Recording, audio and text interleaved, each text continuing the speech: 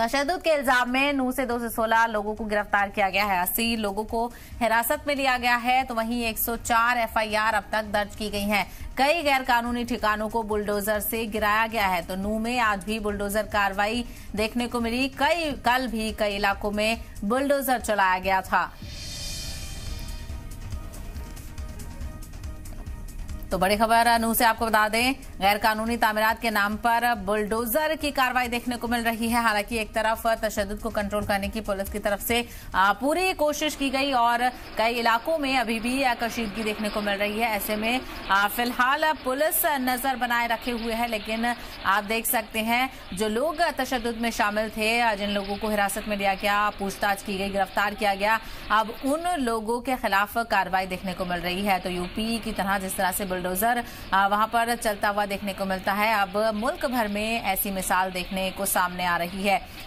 नूह में भी तशद्दुद के इल्जाम में नूह से 216 लोगों को गिरफ्तार किया गया है। 80 लोगों को हिरासत में लिया गया है। 104 एफआईआर दर्ज है। कई गैर कानूनी ठिकानों को बुलडोजर से गिराया गया है। तो गैर कानूनी तामीरात के नाम पर बुलडोजर कार्रवाई चलाई जा रही है। ऐसे में इस कार्रवाई को लेकर भी कई तरह के सवाल उठ रहे हैं।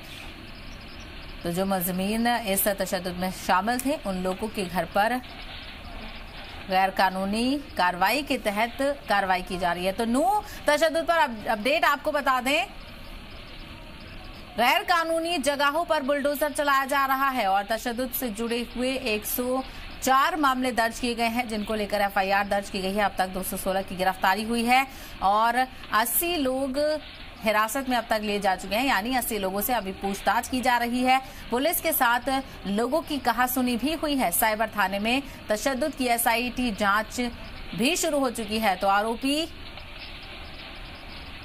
अशफाक साबिर से भी पूछताछ की जा रही है। तशद्दुद का नया वीडियो भी सामने आया है। एसएचओ के सामने तशद्दुद करते हुए दिखे धीरेन्द्र खटखटा बने नूह के डीसी।